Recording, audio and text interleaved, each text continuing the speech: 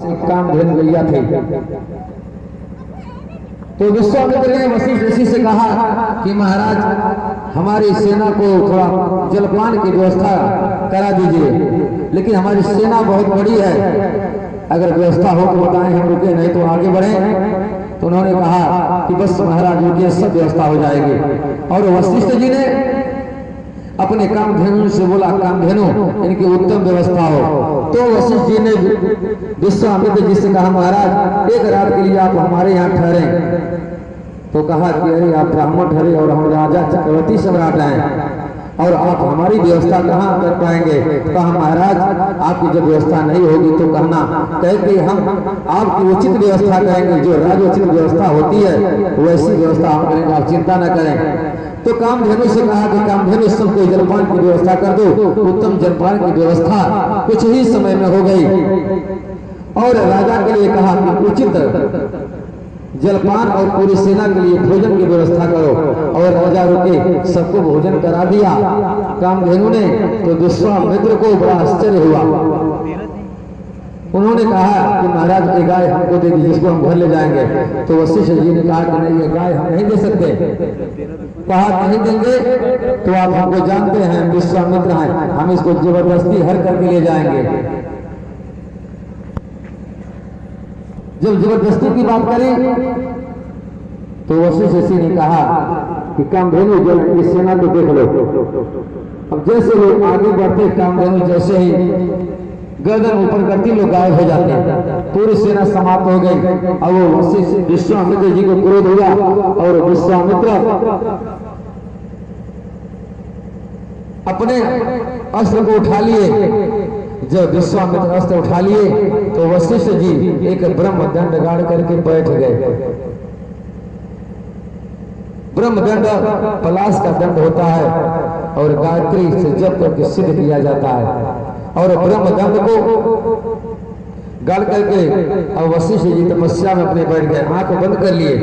अब विश्वामित्र सारे शस्त्र चलाए, लेकिन सारे अस्त्र शस्त्र समाप्त हो गए, लेकिन वशिष्ठ जी का एक रोम बिगाड़ नहीं पाए। अब इसके बाद विश्वामित्र वशिष्ठ जी के चरणों में गिर पड़े, कहे महाराज हम यह विद्या सीखना चाहते हैं, हम भी ब्रह्मर्षि बनना चाहते हैं। तो वशिष्ठ जी ने उनको ज्ञान दिया, कहे महाराज आप तो राजऋषि क्षत्रिय हैं, राजऋषि बन सकते हैं, लेकिन ब्रह्मर्षि नहीं बन सकते।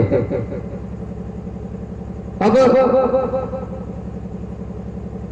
उन्होंने ठान ली कि नहीं, हमको ब्रह्मर्षि बनना है तो बनना है। इसी के बाद विश्वामित्र विश्व के मित्र हो गए।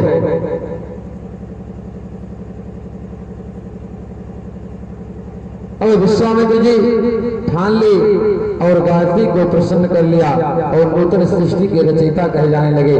बोले लक्ष्मीनारायण भगवान की। अब जब बोले कि गुरु जी हमको तो बेटा ही चाहिए, तो जब इस प्रकार उन्होंने विनय किया तो वशिष्ठ जी ने बालिका को बालक बना दिया। बाद में मनु महाराज के इच्छा में निग सरयाती दिष्ट घीट करुष नरिष्यक ऋषस नभग कवि आज 10 पुत्र हुए।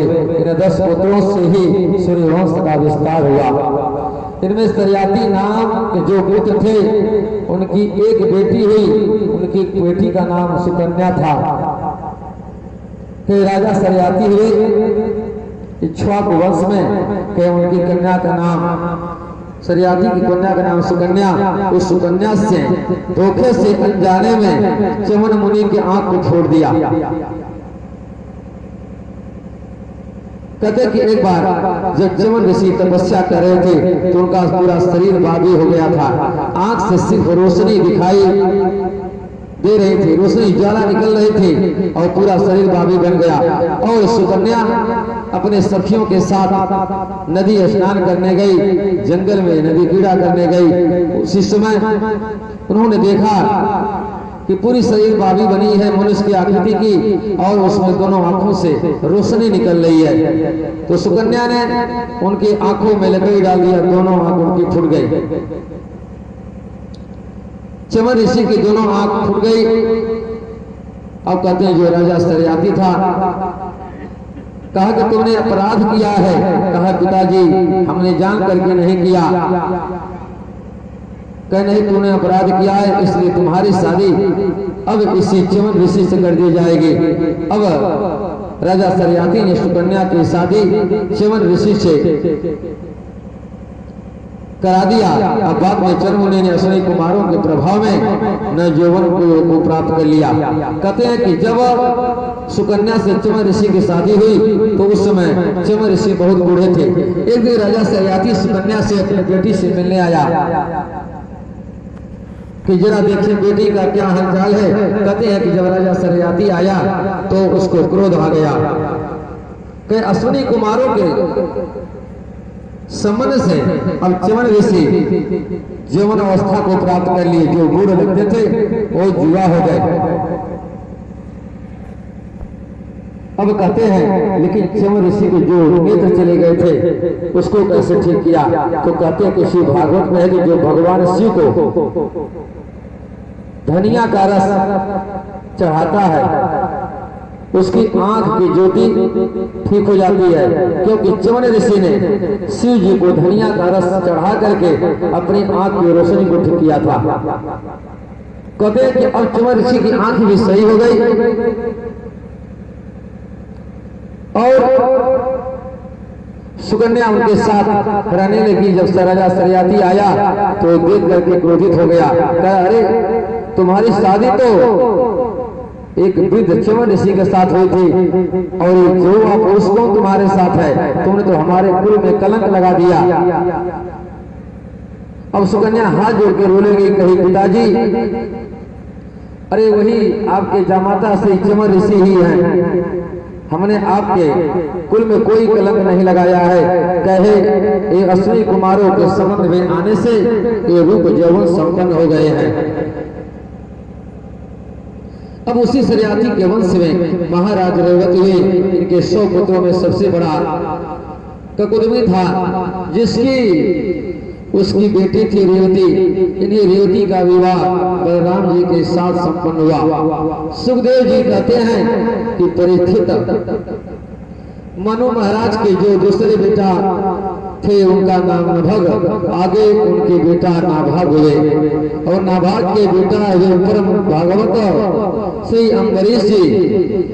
परम वैष्णव अम्बरीश जी महाराज भगवान के अनन्य भक्त सब दिग वसुंधरा के अधिपति प्रभु की अष्टयाम सेवा करते थे कि सब वही मनः कृष्ण पदारविंद योगचांसी वैकुंठ गुणानुवर्णने करो हरे मंदिर मार्जनादिशु सुतिम चकार चित सब कथो गए। अम्बरीश महाराज का नियम था कि अपने कानों से सदा भगवान की कथा सुनना। उनका नियम था प्रतिदिन का कि भगवान की कथा को प्रतिदिन सुनते थे। वाणी से भगवान के गुणानुवाद का कीर्तन करते रहते थे। सम्राट होकर भी ठाकुर जी के मंदिर में झाड़ू लगाने जरूर जाया करते थे। कहे महाराज अम्बरीश एक देश के राजा नहीं थे, कहे 7 द्वीपों के राजा थे। कहते हैं कि इतने बड़े चक्रवर्ती सम्राट होने के बावजूद भी भगवान के मंदिर में झाड़ू लगाने, भगवान की कथा सुनने और भगवान के गुणानुवाद का कीर्तन करने वह मंदिर में प्रतिदिन जाया करते थे। किसी दास दासी का कोई सहयोग नहीं। भगवान के मंदिर में वह स्वयं सेवा करते थे। कहते हैं ठाकुर जी की ऐसी सेवा है कि उनकी सेवा से भगवान स्वयं प्रसन्न हो जाते हैं। तो कहते हैं कि सेवा में किसी नौकर का सहयोग, भगवान की सेवा में नौकर का सहयोग नहीं लेना चाहिए। और अम्बरीश स्वयं आटा जो भगवान के भोग लगाने के लिए जो आटा पीसते थे, कई झाड़ू तो लगाते थे, आटा भी अपने हाथों से पीसते थे और उसी से भगवान का भोग तैयार करके न जाने कोई कैसा बिनेगा, कैसा पीसेगा, अपने हाथ से चक्की चलाएगा या नहीं चलाएगा। एक बार तो चक्की चलाते चलाते उनको पसीना आ गया और अचानक उस पसीने में हवा से सुगंध सी आने लगी और सुगंध मंद सुगंधी हवा आई। पीछे मुड़ करके देखा तो सब ठाकुर जी पीताम्बर ओढ़े खड़े हैं। बोले ठाकुर बाबा की।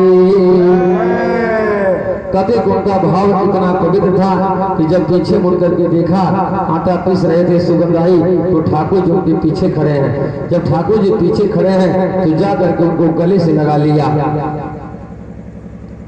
कहा हम आपके दासन दास हैं, हम किंकरों के भी किंकर हैं, प्रभु आपकी सेवा कैसे करें। भगवान बोले भैया तो इतना बड़ा सम्राट हो करके हमारे लिए चक्की चलाता है, तो क्या मैं तेरे लिए हवा नहीं कर सकता। भगवान बोले अम्बरीश आज से ये सुदर्शन चक्र मेरा नहीं है, यह तेरा होगा, क्योंकि तूने सतत भजन किया है, भक्ति में संलग्न है। अगर कोई आपके ऊपर आपत्ति और विपत्ति आए तो यह सुदर्शन चक्र तुम्हारे साथ हमेशा रहेगा।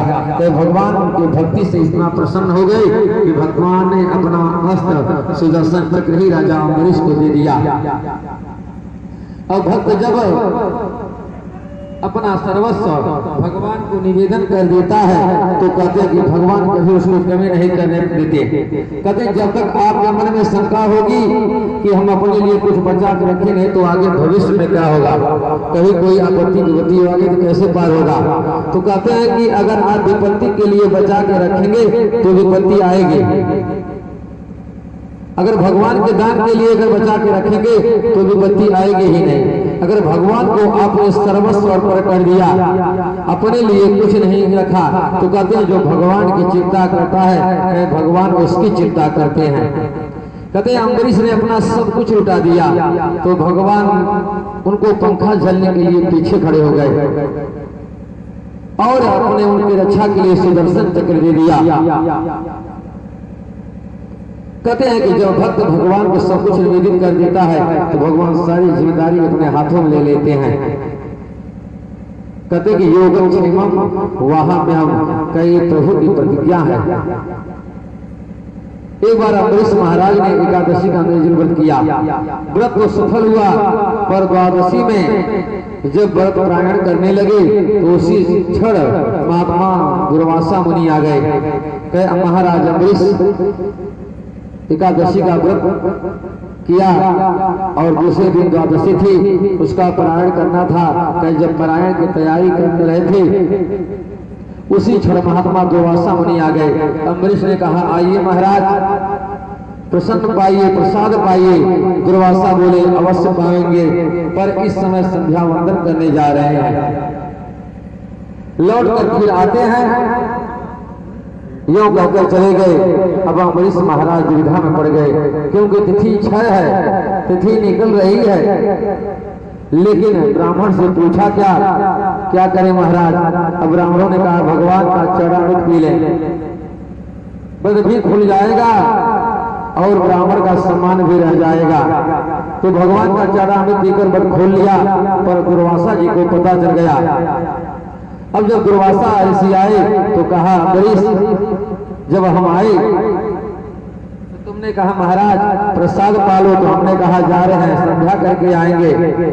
जब हम संध्या करने गए तो तुमने चरणामृत ले लिया, इंतजार नहीं कर सकते थे। दुर्वासा ऋषि बहुत क्रोधित थे। अब राजा अम्बरीश पर लाल पीले होने लगे। कहे कि यो माम तिथि माया तमातिथ्येन निमंत्र चा अदत्वा भोक्तवान् तस्या सद्य सती दशई फला।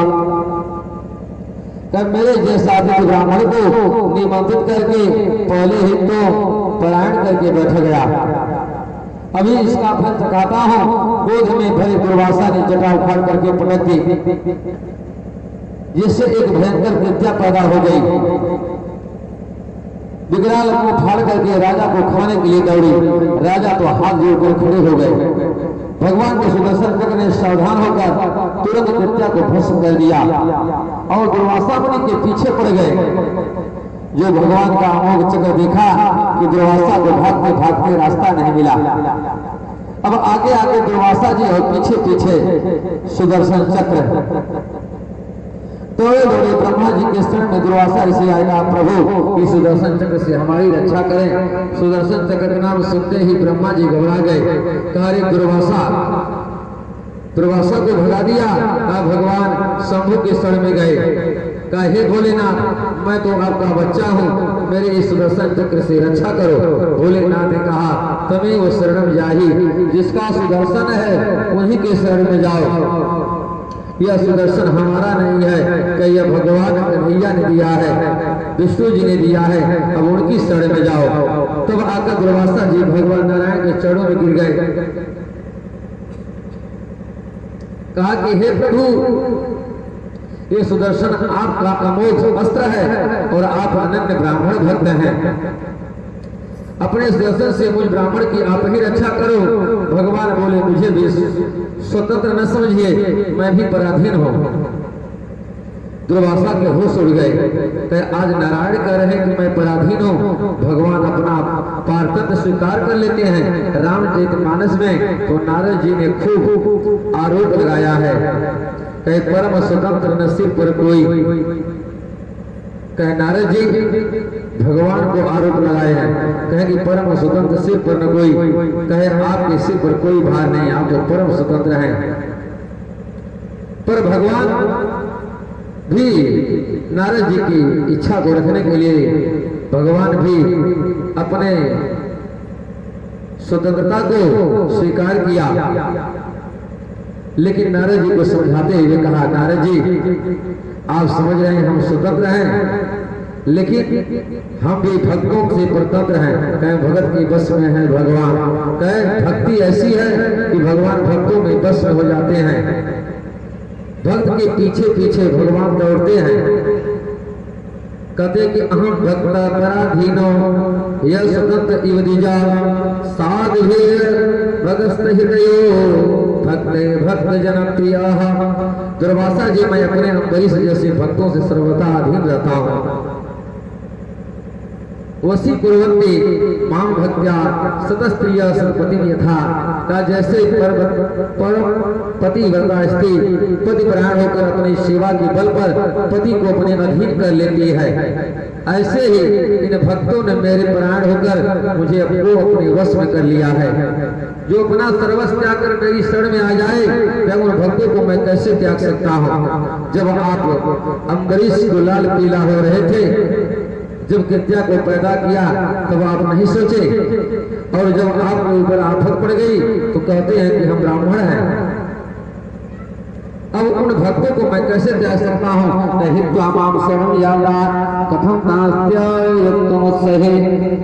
भक्त सदा मुझे अपने हृदय में बांध कर रखते हैं, तो मैं भी इन भक्तों को अपने हृदय में रखता हूँ। ये भक्त मेरे अतिरिक्त किसी को नहीं जानते, तो आज मैं भी कहता हूँ कि मैं भी इन भक्तों के अलावा किसी को नहीं जानता। कहते हैं कि भगवान को जितना जो मानता है भगवान भी उसको ही उतना ही मानते हैं। कहे कि आप परमपिता परमेश्वर से जितना प्रेम करोगे, कहे भगवान भी उससे उतना ही आपको प्रेम करेंगे। कहे कि साधो हृदय भैया साधु नाम हृदय तो हम मद अन्यते न जानती ना हम ते भ्यो बनागते। दुर्वासा बोले तो आज क्या भगवान शरणागति व्यर्थ हो जाएगी। अरे भगवान की शरणागति से बढ़कर कोई शरणागति हो ही नहीं सकती। मैं समर्थ नारायण की शरण में आया हूँ, और प्रभु आप ही हाथ उठाकर कह रहे हो कि मैं असमर्थ हूँ, आपकी शरणागति कलंकित हो जाएगी। भगवान बोले ना ना मेरी शरणागति व्यर्थ नहीं जाएगी। उपाय कथयिष्यामि, अगर मेरी शरण में आए हो तो कोई उपाय बताता हूँ। जिस वैष्णव का अपराध करके आए हो उसी के पास चले जाओ, बच जाओगे। तब बेचारे दुर्वासा जी वापिस मुड़ना पड़ा, और तब तक 1 वर्ष बीत चुका था। कहे कि जब अम्बरीश को श्राप दिए दुर्वासा ऋषि, कृत्या को पैदा कर दिया मारने के लिए, तो कहे कि उस कृत्या को मारने के लिए सुदर्शन चक्र उसके पीछे पड़ गया, और इतने में पुनः अम्बरीश तक आने में दुर्वासा ऋषि को 1 वर्ष लग गया। 1 वर्ष के बाद दुर्वासा जी भाग करके वापिस अम्बरीश के चरणों में गिर गए। अम्बरीश ने उठा करके हृदय से लगा लिया, कहा महाराज उल्टी गंगा मत बहाइए, ये दास आपका अपराधी है, मुझे क्षमा कर दें। दुर्वासा जी बोले, अरे सब बातें बंद करो, बाद में करते रहना, पहले इस सुदर्शन चक्र को शांत कर दो। 1 वर्ष से लगातार मेरे पीछे पड़ा हुआ है। तब अम्बरीश महाराज ने सुदर्शन चक्र की स्तुति की और प्रार्थना पूर्वक कहा कि यदि हमारे सूर्यवंश में हमारे पूर्वजों ने सदा ब्राह्मणों का अपना इष्ट मान करके पूजा की हो, हमारे हृदय में सच्चे ब्राह्मणों के प्रति आस्था हो, यदि हमारे हृदय में ब्राह्मणों के प्रति भक्ति हो, तो हे सुदर्शन इस दुर्वासा ऋषि का पीछा मत करो, इनकी रक्षा कर दो। कहे कि यदि हमारे पूर्वजों ने भी कभी अगर ब्राह्मणों का हित न सोचा हो तो ये ब्राह्मणों की रक्षा कर दें, क्योंकि उसी भावना से प्रीति हो जो नारायण से प्रीति होती है। नारायण का ही सबसे दर्शन कर सबके मन में समान प्रेम किया है। यदि ये वाणी मेरा सत्य है तो हे सुदर्शन तुम शांत हो जाओ कि यदि नो भगवान प्रीतः एका सर्वगुणाश्रया सर्वभूतात्म भावेना द्विजो भवतु विज्जराः। कहे शपथ सुनी तो सुदर्शन चक्र शांत हो गए। दुर्वासा की सांस में सांस आई, कान पकड़ के बोले, प्रभु अहो अनंत दासा नाम महत्तम दृष्ट मध्य में। कहा अहो अनंत दासा नाम महत्तम दृष्ट मध्य में। काहे प्रभु आज मैंने देख लिया कि आपके दृष्टि में आपके सेवकों का दासों का कितना महत्व रखते हैं आप। किता गसो यद राजन मंगलानी समीह से। कहे अगर आपके शरण में नहीं गया होता तो आप अम्बरीश के शरण में जाने नहीं देते। आपके ही आज्ञा से मैं पुनः उस अम्बरीश के शरण में आया और अम्बरीश तो ऐसा निकले जिसके ऊपर मैंने क्रोध किया तो अम्बरीश ने चक्र सुदर्शन की ऐसी स्तुति की। उन्होंने कहा कि यदि हमारे कुल खानदान में भी अगर कोई कभी ब्राह्मण का अहित सोचा हो तो इनकी रक्षा मत करना, लेकिन अगर हमारा कोई खानदान ब्राह्मण भक्त हो, कभी ब्राह्मणों का हित जीवन में सोचा ही न हो, तो हे जगह सुदर्शन तुम शांत हो जाओ।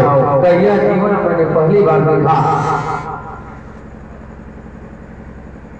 तब जब दुर्वासा ऋषि शांत हो गए तो हाथ जोड़ के अम्बरीश जी बोले कि महाराज अब चलकर प्रसाद को खा लीजिए ताकि हम भी आपका प्रसाद पावें। और हमने संध्या करने चले गए हम और तब तक सब मामला बिगड़ गया और आपसे नाराजगी के चलते और आपको 1 वर्ष बंद करना पड़ गया। यह तो अनर्थ हो गया। हम तो सोच रहे थे कि तुम पाक गए होगे। 1 वर्ष तक अम्बरीश महाराज ब्राह्मण का निमंत्रण कर चुके थे, इसलिए भोजन ही नहीं किया। कहते हैं परम वैष्णव अम्बरीश जी महाराज हुए। कई इन्हीं के पावन वंश में आगे चल के योनास हुए जिन्होंने ब्रह्मवश अभिमंत्री जल को ही पी लिया। इसलिए योनास के ही उधर से मानधाता का जन्म हो गया।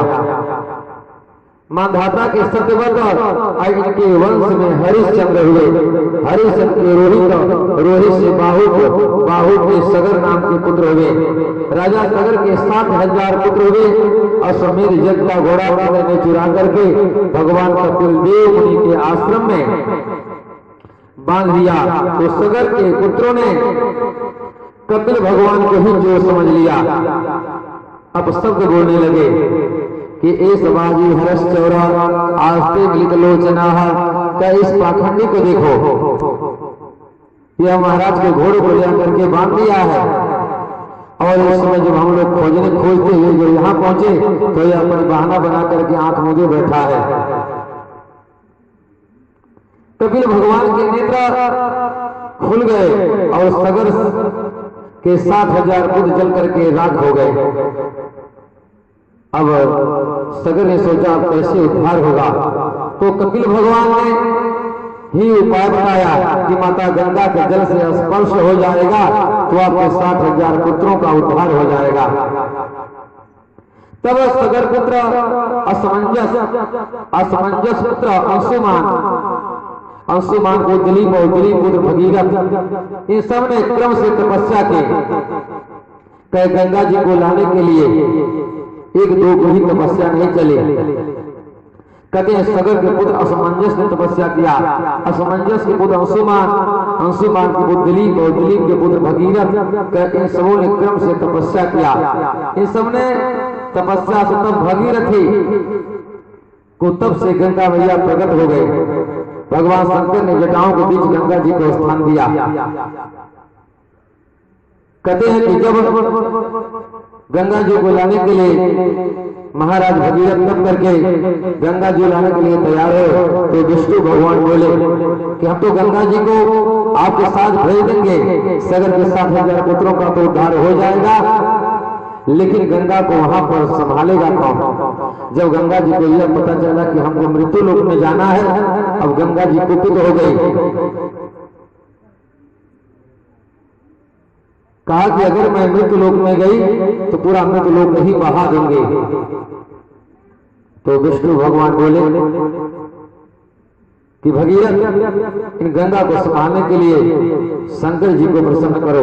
शंकर जी की तपस्या करके शंकर जी को राजा भगीरथ ने प्रसन्न किया। तब इसके बाद कहते हैं विष्णु पादाज संभूता, गंगा जी की उत्पत्ति भगवान विष्णु के पैरों से हुई है। दाहिने पैर के अंगूठे से गंगा जी की उत्पत्ति हुई। कहीं अपने सिर को धोया और कमंडल में रखा और गंगा जी को कह दिया, बेटी अब तुम राजा भगीरथ के साथ जाओ मृत्यु लोक में और राजा सगर के पुत्रों का उद्धार कर दो। अब महाराज भगीरथ गंगा जी को लेकर के जब चलने लगे तो गंगा जी तो अति कुपित थी। कहा कि पूरा मृत्यु लोक ही बहा देंगे। कहीं मृत्यु लोक में तो कोई ऐसा पुरुष होगा नहीं। अब भगवान शंकर पहले से ही अपना जटा खोल करके खड़े थे। कहे जब गंगा मैया ने भगवान शंकर को देखा तो मुग्ध हो गई, एकदम प्रसन्न हो गई। कहा प्रभु हमको स्थान दे। तो भगवान शंकर ने कहा आओ हमारे सिर में निवास कर लो। और भगवान शंकर जी अपने जटाओं में बांध करके गंगा जी को समेट लिया और राजा भगीरथ से कहा, एक बाल निकाल करके छोड़ दिया। कहा अब यहाँ से आप क्रोध करके मत जाइए, शांति पूर्वक जाइए, नहीं तो ये जल भी मैं लपेट लूंगा, आप इसी जटा में ही बह रहेंगे। तो अब भगवान शंकर जी अपनी एक जटा को निकाले और भगीरथ को पीछे पीछे वो गंगा जी को लगा दिया। अब आगे आगे भगीरथ और पीछे पीछे भगीरथी चल पड़ी। कहते हैं कि इसी गंगा जी को लाने से राजा भगीरथ का नाम भगीरथ हुआ और गंगा जी को भागीरथी कहा गया भगीरथ के नाम पर। रास्ते में जब नाम राजर्षि तप कर रहे थे, गंगा जी उनकी कुटिया को बहा दिया। जब बाबा ने पूरी गंगा का पान कर लिया, अब भगीरथ ने प्रार्थना की, अपने कान से गंगा जी को प्रवाहित किया। क्योंकि जो नाम के ऋषि थे अब उनकी कुटी को गंगा जी ने बहा दिया। तो महाराज भगीरथ ने जो ऋषि से प्रार्थना की, कहा कि प्रभु हम अपने भाइयों के, अपने खानदान के लोगों को, भाई चर्चा को उद्धार करने के लिए गंगा मैया को ले जा रहे थे और आप उनका पान कर गए। अब उनकी तपस्या की जब ऋषि ने, तो जब ऋषि ने अपने बाएं कान से गंगा को बहा दिया। कह जो गंगा को घमंड था, तो भगवान का घमंड ही भोजन होता है। गंगा जी को घमंड था कि पूरा मृत्यु लोक ही बहा दूंगी, लेकिन जैसे जैसे मृत्यु लोक में चलती आई तो उनको पता ही नहीं था कि यहाँ पर एक से एक लोग पड़े हैं। शंकर जी जटा में समेट लिए।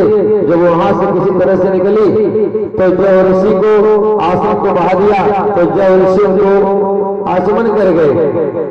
तब भगीरथ तपस्या की, उसे प्रार्थना की, तो अब उन्होंने गंगा को अपने बाएं कान से निकाल लिया।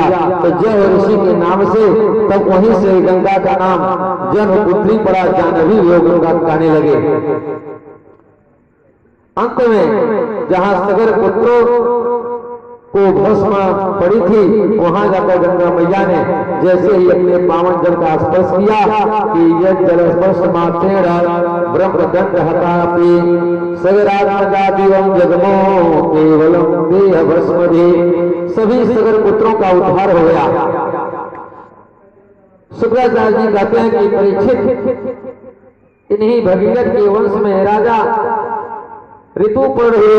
ऋतुपर्ण के सौदास की असमत के नारी कवच के खटवांग और खटवांग के दिलीप के रघु और रघु महाराज के अज के बेटा दशरथ हुए। कहते जो महाराज खटवांग की है, कहते हैं कि सब लोग तो हजार बड़ी तपस्या करके भगवान के परम धाम को पाया था, लेकिन खटवांग ऋषि ने मुहूर्त मात्र में मात्र 24 मिनट के अंदर ही भगवान को प्राप्त करके मोक्ष धाम को चले गए थे। बोलिए लक्ष्मीनारायण भगवान की। कहते कि यदि पूर्ण भाव से समर्पण अगर भगवान में एक क्षण के लिए भी हो जाए तो कहते हैं उसके करोड़ों जन्मों का पाप नष्ट हो जाता है और भगवान उसको सदा सदा के लिए अपने चरण कमलों में स्थान दे देते हैं। तब तुलसीदास जी ने रामचरितमानस में लिखा कि सन्मुख होई जीव मोहि जबहि अकोटि जन्म यघ नासै तबहि। कहते हैं कि यह जब जीव हमारे सम्मुख होता है तो करोड़ों जन्मों का पाप तत्क्षण नष्ट हो जाता है। भगवान श्री कृष्ण जी गीता में कहते हैं कि पापी को उतना पाप करने की क्षमता नहीं है कि जितना मेरे नामों में पाप को भस्म करने की क्षमता है। अब कहते हैं अज के बेटा दशरथ और दशरथ के पुत्र श्री राम लक्ष्मण भरत और शत्रुघ्न जी हुए। श्री सुखदेव जी महाराज ने एक श्लोक में ही पूरी राम कथा सुना दी। कई सुखदेव मुनि राजा परीक्षित को एक श्लोक में पूरी राम कथा सुना दी। कहते गुरुवंशे चित्तराज्यो व्यचर धनोवनम पद्म पदभ्याम प्रियाया पार्यस्पर्शा क्षमाभ्याम ब्रिजिता पथौजौजो हरिंदानो जाभ्याम वैरुद्यात् सुपुरक्षा प्रिय विरहो सारोपित भोगियंभा तयस्तावेदस्थितो खलगहना कौशलेन्द्रो कान्हा। कभी आइए हम भी आप लोगों को इस भगवान की एक श्लोक में महाराज सुखदेव जी ने परीक्षित को कैसे पूरी राम कथा सुना दी। कहते हम भी संतों का ही अनुकरण करते हैं। कई प्रभु श्री राम का चिंतन अपने हृदय स्थल में प्रतीकात्मक रूप में स्मरण करें। श्री राम जी का चंद्र भी अवतार हुआ। श्री राम लक्ष्मण भरत और शत्रुघ्न और उनकी शक्तियों का प्राकट मिथिला नगरी में एक ही साथ एक ही परिवार में हुआ। हम भी अपने हृदय भवन को अवध और मिथिला बनाकर शक्तियों के साथ चारों शक्तियों को अपने हृदय में विराजमान करें और अपने हृदय में राम राज की प्रतिष्ठा करें। और वह कैसे संभव है? कहते आइए इस सूक्ष्म भाव की चर्चा करके राम कथा मंदाकिनी में आचमन करते हैं। रघुनंदन चारों भाइयों ने नीचे से ऊपर की तरफ हम बढ़े। कैसे राम पद को पाने के लिए सबसे पहले हमसे सोचे अनुज श्री शत्रुघ्न का आश्रय लेना पड़ेगा। कि अगर राम जी के यहाँ पहुंचना है तो सबसे पहले शत्रुघ्न की पूजा करनी होगी। सुत कीर्ति अथवा भगवान की मंगलमयी कीर्ति।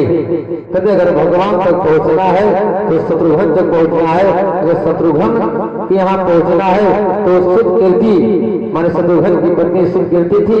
कहते भगवान की मंगलमयी कीर्ति को करना होगा। भगवान की जो मंगलमय लीलाएं हुई है उनकी लीलाओं का कीर्तन करना होगा और उसको कर्णपुटों में श्रवण करना होगा। कहे भगवान की महिमा कीर्ति जो शस्त्रों में भरी पड़ी है तथा जो सुनते हैं जीवन का मंगल कर देती है। ऐसी उस कीर्ति कथा को अपने कर्णपुटों में कानों में श्रवण करेंगे तो शुद्ध कीर्ति का आश्रय लेते ही हमें शत्रुघ्न तत्व प्राप्त हो जाएगा। कहते शुद्ध कीर्ति जब भगवान के मंगल में गुणों का हम आश्रय लेंगे, गुणगान करेंगे, तो कहते हैं तो भगवान की कृपा होगी। जब भगवान की कृपा होगी तो सुकृति के पति का नाम शत्रुघ्न था, तो कहते हैं कि शत्रुघ्न माने जो शत्रुओं का हनन कर दे, जो शत्रुओं से कभी पराजित ना हो, जो उसके सामने आए वह हार कर ही जाए। तो कहते हैं कि जब भगवान की कृपा होगी सुकृति की तो शत्रुघ्न प्राप्त हो जाएंगे और आप अजय बन जाएंगे। कि इसी शत्रुघ्न की कृपा से महाराज दशरथ का रथ दसों दिशाओं में चलता था। अब भगवान की वही नीति जब हमारे हृदय में पहुंचेगी तो हृदय में जो छुपे हुए हैं, कि हृदय में 6 शत्रु बैठते हैं सबके पास। लोग अगर यह माने कि हमारे पास कोई शत्रु नहीं है तो कहते हैं उनकी भूल है। कहते हैं कि प्रत्येक व्यक्ति के 6 शत्रु होते हैं, कई काम, क्रोध, लोभ, मोह, मद, मत्सर। कहीं जो असली शत्रु हैं कहीं उनको तो कोई मानता ही नहीं। कहते हैं जब ये 6 शत्रु मर जाएंगे तो बाहर में आपके पास कोई शत्रु रह ही नहीं जाएगा, सब के सब आपके मित्र बन जाएंगे। कहें कि उन समस्त काम, क्रोध, लोभ और मोह, मद, मत्सर, कहें ये 6 शत्रु हैं, इन समस्त हृदय शत्रुओं को विनाश होता चला जाएगा। यह कैसे होगा? तो रामचरितमानस में तुलसीदास जी लिखते हैं कि भगवान की जो 9धा भक्ति होती है, तो 9 प्रकार की भक्ति होती है भगवान की। उस 9 प्रकार की भक्ति करने से इन 6 शत्रुओं का अपने आप धीरे धीरे नाश हो जाएगा। कहे प्रथम भक्ति संतन कर संगा, कहे पहली भक्ति संतों की संगति करना, सत्संग करना। दूसरी गति मम कथा प्रसंगा, कि दूसरी भक्ति है कि कथा सुने, और प्रथम भक्ति है कि संतों का संग करें। संतों के सानिध्य में कथा प्रसंग श्रवण करें, ये पहली सीढ़ी है। उससे एक काम क्रोध भीतर के जो 6 शत्रु हैं समाप्त हो जाएंगे। कहते हैं कि किसी के मकान पर दूसरे का कब्जा जब होता है जब वह खाली होता है। कहते हैं कि अगर आपका मकान खाली है, हृदय भगवान से खाली है, तो कहते हैं कि आपके उस मकान पर, शरीर मकान पर, कहते हैं कि 6 शत्रुओं का कब्जा हो जाता है। अगर आप कमजोर हैं, आपके पास शक्ति नहीं है, तो कहते हैं दूसरे लोग आपके मकान को, जमीन को कब्जा कर लेते हैं। तो कहते हैं कि आपका जो मकान है शरीर रूपी, जब इसमें ये 6 शत्रु निवास करेंगे तब उस मकान पर उन शत्रुओं का कब्जा हो जाएगा। लेकिन जब भगवान की कृपा होगी, प्रथम भगत संतन कर संगा, कहते हैं जब संतों का संग होगा, कथा प्रसंग होगा, तो कहते हैं कि उसके हृदय में भगवान विराजमान होंगे। और जब भगवान को देखते ही कई सारों 6 शत्रु पलायित हो जाते हैं, भाग जाते हैं। सुकृति का आश्रय लेते ही शत्रुघ्न लाल भीतर के सारे शत्रुओं को समाप्त कर देते हैं। अब दूसरी सीढ़ी कहते शत्रुघ्न लाल जी बड़े भैया लक्ष्मण जी हैं, जिसके जीवन का एक एक लक्ष्य ही भगवान श्री राम की भक्ति का ही है। कहते हैं कि इसी से उनका नाम लक्ष्मण पड़ा। माने अपने जीवन में एक लक्ष्य पूरा नहीं हुआ कि दूसरा लक्ष्य लोगों का लक्ष्य होता है कि काम वासना माने एक इच्छा हमारी पूरी नहीं हुई तो दूसरी इच्छा लग जाती है। आज पैदल है तो कल साइकिल से हो जाएंगे, साइकिल से होंगे तो गाड़ी से हो जाएंगे, गाड़ी से तो जहाज से। कहते जैसे जैसे भगवान इच्छाओं को पूरा करते चले जाते हैं और वह भक्त धीरे धीरे अपनी इच्छाओं को बढ़ाता चला जाता है। लेकिन जो लक्ष्मण है उन्होंने अपने संपूर्ण लक्ष्यों को एक कर दिया है, एक कर दिया है। वह सारे लक्ष्य, सारे उद्योग उनका सिर्फ भगवान के भक्ति के लिए ही है। कि जो दूसरी सीढ़ी है वह भैया लक्ष्मण है। कहते हैं कि उन्हें राम जी के अतीत किसी का कोई लक्ष्य भाता ही नहीं है। शास्त्र कहते हैं कि मातृ देवो भव, पितृ देवो भव, आचार्य देवो भव। मातृ पितृ और आचार्य ये देवता हैं। और यही शिक्षा राम जी ने लक्ष्मण जी को दी कि भैया लक्ष्मण भरत शत्रुघ्न मामा जी के यहाँ गए और माता पिता से हमें बच जाने की आज्ञा मिल चुकी है। अब सारी अयोध्या का दायित्व तुम्हारे कंधे पर, इसलिए लक्ष्मण अब यही रह करके अयोध्या में माता पिता की सेवा करना। इस पर लक्ष्मण जी ने तो सीधा जवाब दे दिया, मुझे किसी से कोई मतलब नहीं है। तब रामचरितमानस में तुलसीदास जी लिखते हैं कि गुरु की तुम न जानो काहू, अकरहूं स्वभावना के पति जाओ।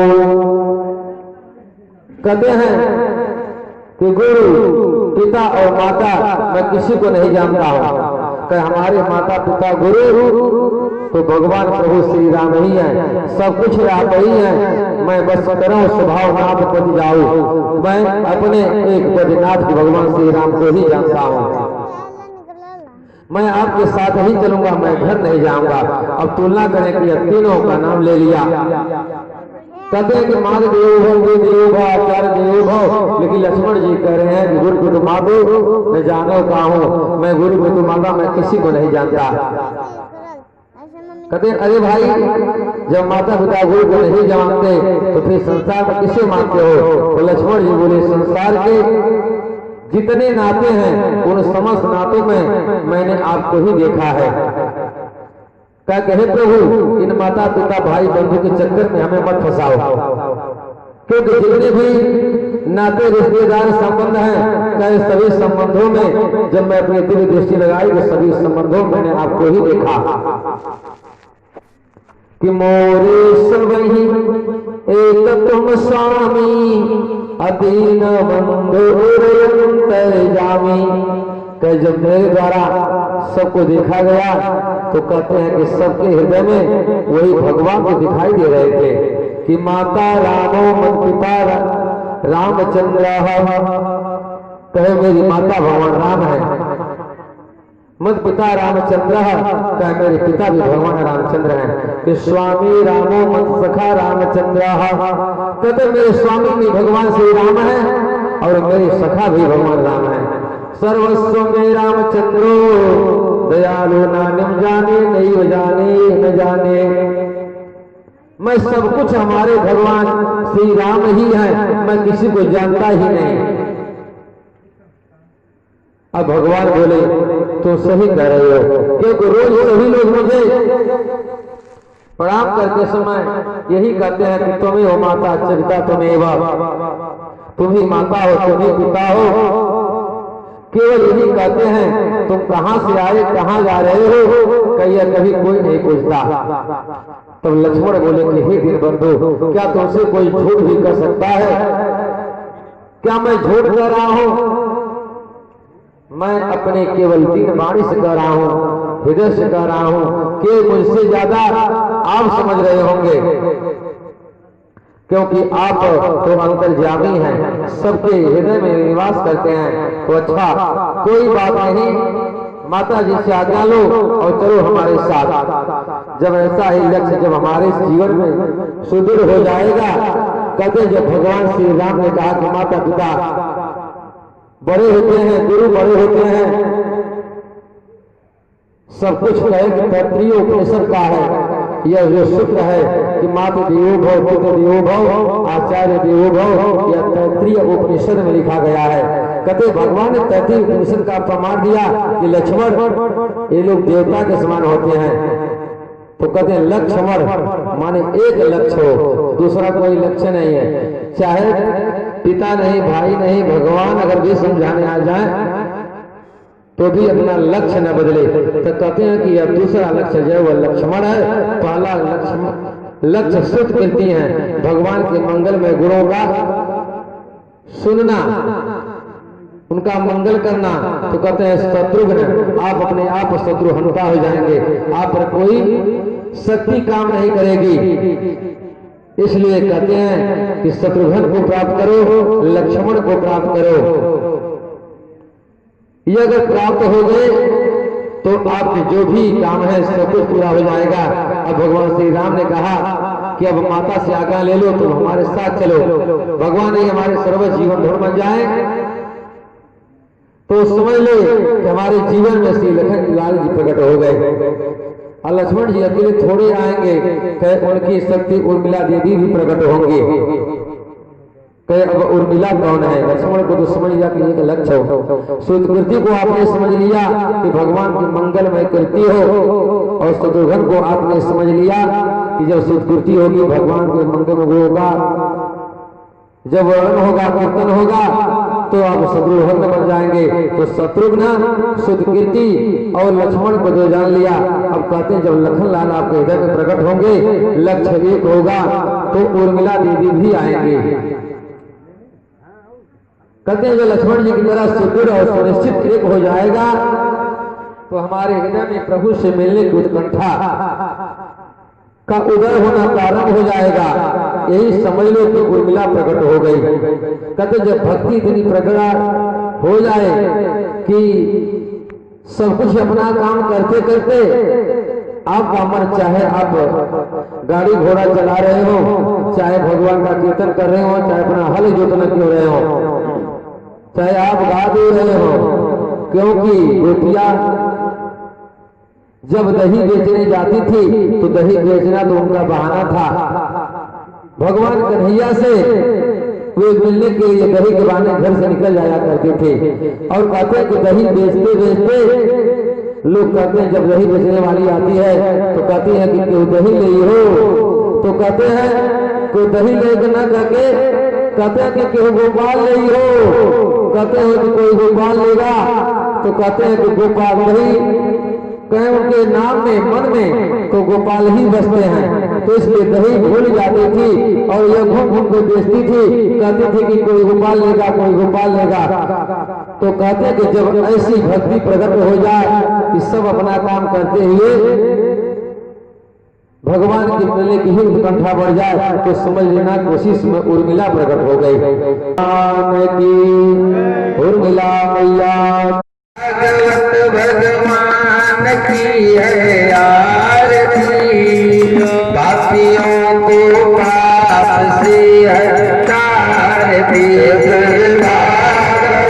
भगवान की है आरती, पापियों को पाप से हटारती, अमर कंठ मुक्ति बंदे पंचम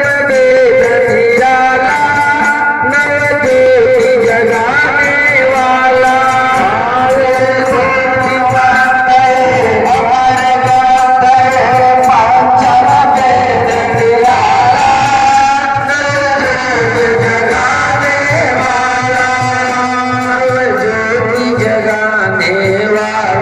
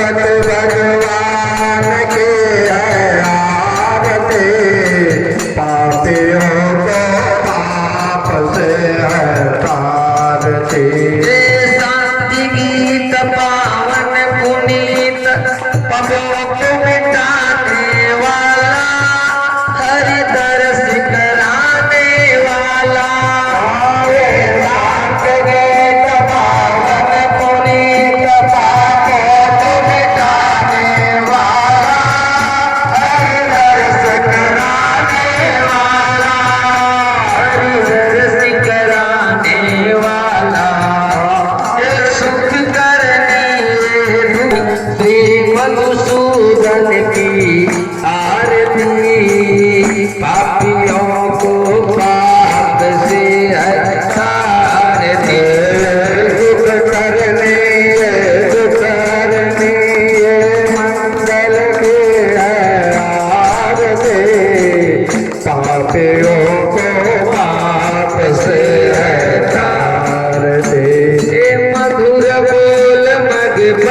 देखो सन्मार्ग बताने वाला, सन्मार्ग बताने वाला, बिगड़ी को बनाने वाला।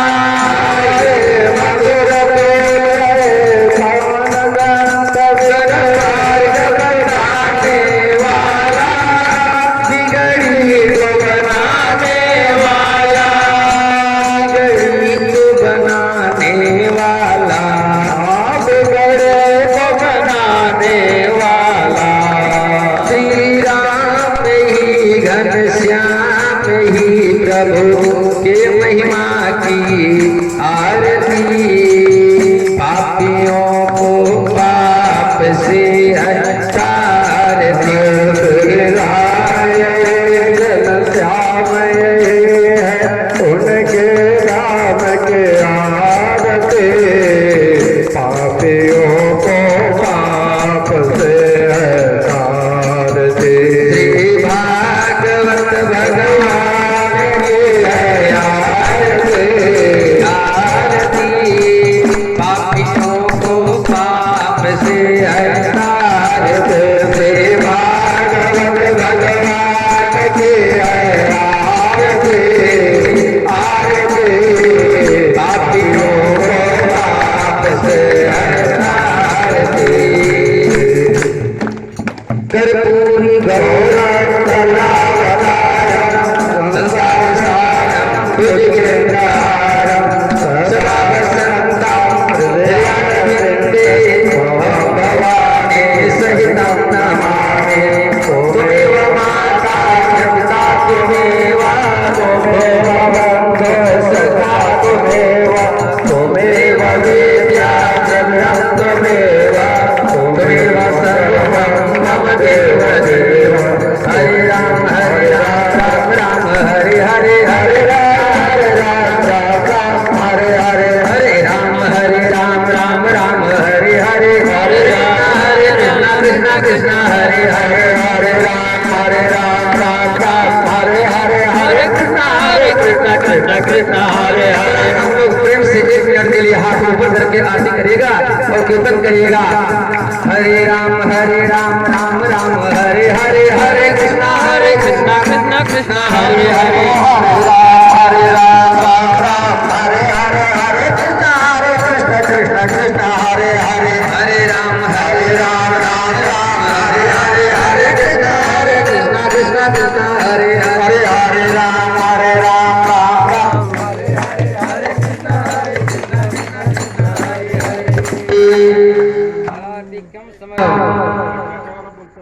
मैया की जय, भगवान की जय, धर्म की जय, धर्म का नाश हो, नारियों में सद्भावना हो, सदा कल्याण हो, माता की जय, सनातन धर्म की जय, रामपुर नगर बस्ती की जय, भारत माता की जय।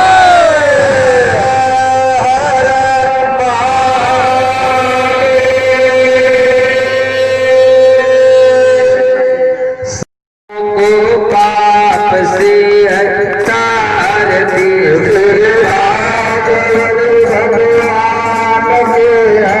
दशरथ राज दुलारे राम, दशरथ राज दुलारे राम, श्री राम जय जय राम, बोल श्री राम जय जय राम, बोल श्री राम जय जय राम, बोल श्री राम जय राम। अब आप सभी लोग पापियों को